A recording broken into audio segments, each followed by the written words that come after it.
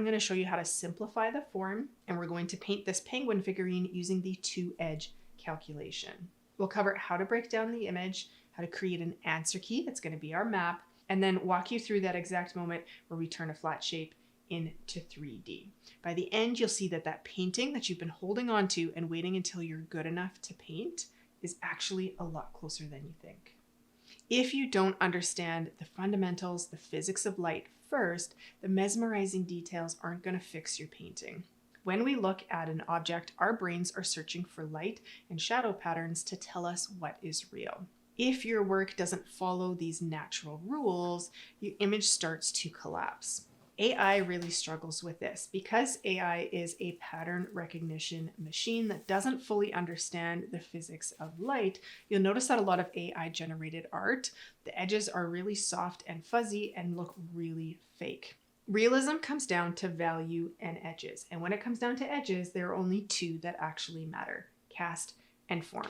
This foundation is what keeps our work from looking like AI generated art or a flat cardboard cutout on our canvas. Now, before we touch a brush, we need to create an answer key. This is going to be our map throughout the painting process to remove all of the guesswork.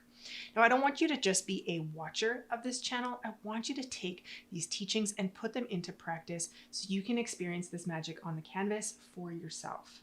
That's why I've put together a practical guide that goes along with this video so you can follow along in your home studio. You can find all of this in the link in the description box below. By signing up to be a part of the newsletter, you get not only all of these wonderful resources, but you also get early access to videos as well as other painted resources that will not be available anywhere else.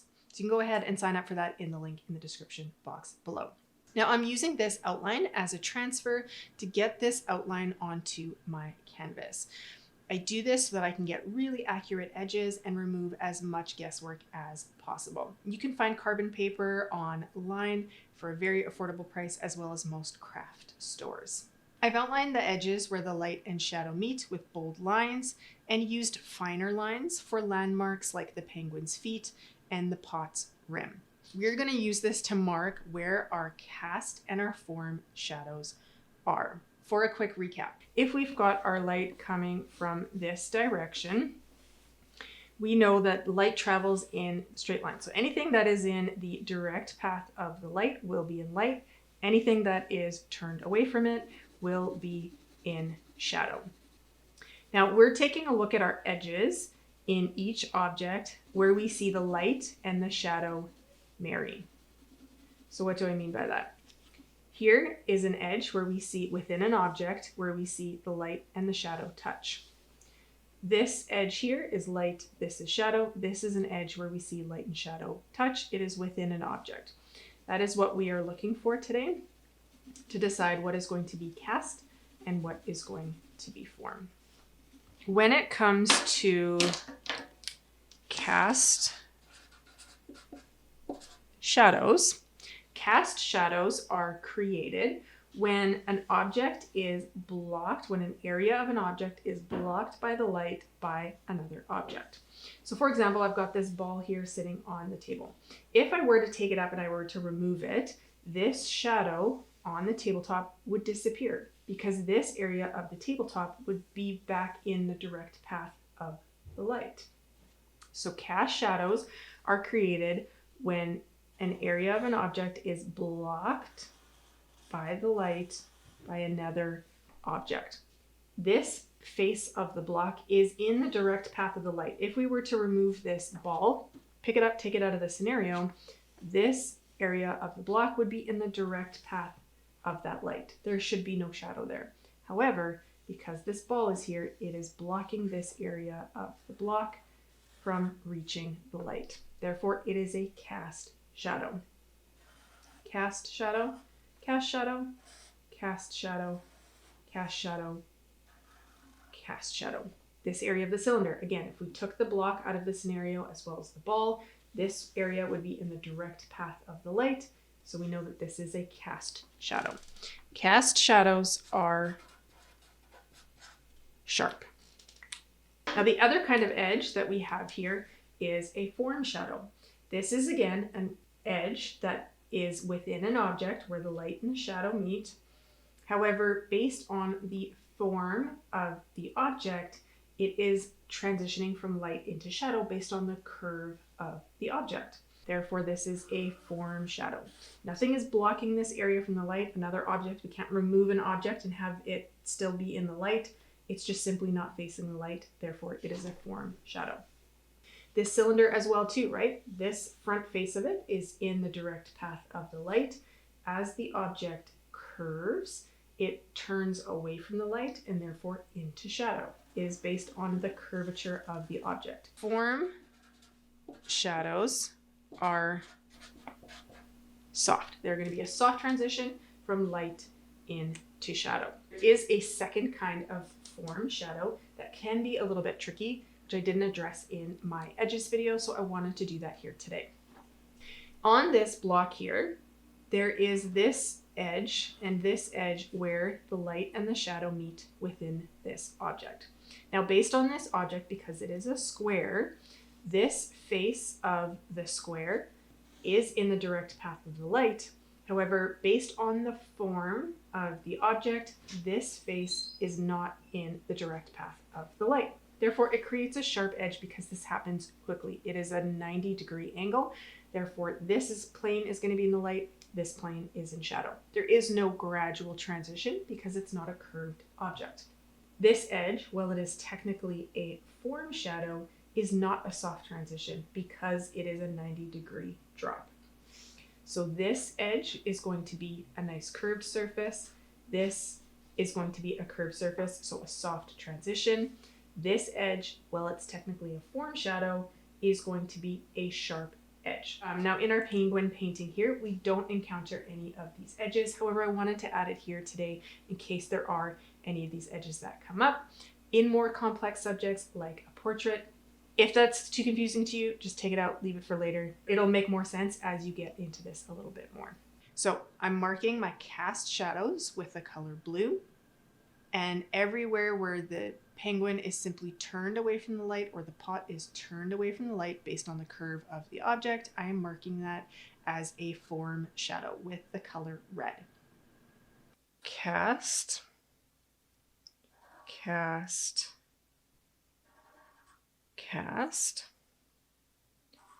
cast, cast,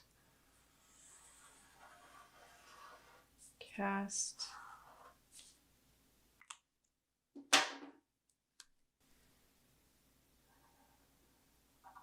form, form, form, form, form. By doing this, we've committed to a strategy. We're not guessing, we're going to follow this map as we get into the painting process. Color can be a massive distraction when you're first learning, and it's often the least important factor when creating form. Value and edges are really the drivers to make something look 3D. I'm going to be using a monochromatic palette. I'm simply going to be using burnt umber and Naples yellow to create my simple light and simple shadow values. The only thing that matters here in terms of value is that the shadows are darker than the lights. Now I want to make sure that they're fairly close here, but not close enough that they're indistinguishable. I want to still be able to see that one is clearly lighter than the other and one is clearly darker than the other. However, I don't want them to be so far apart that it becomes difficult to marry those two values pretty easily.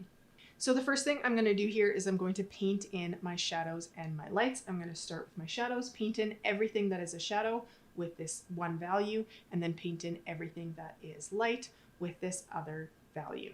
Really important here that everything starts with sharp edges. Slow down, this step is going to take quite a bit of time, and that's okay.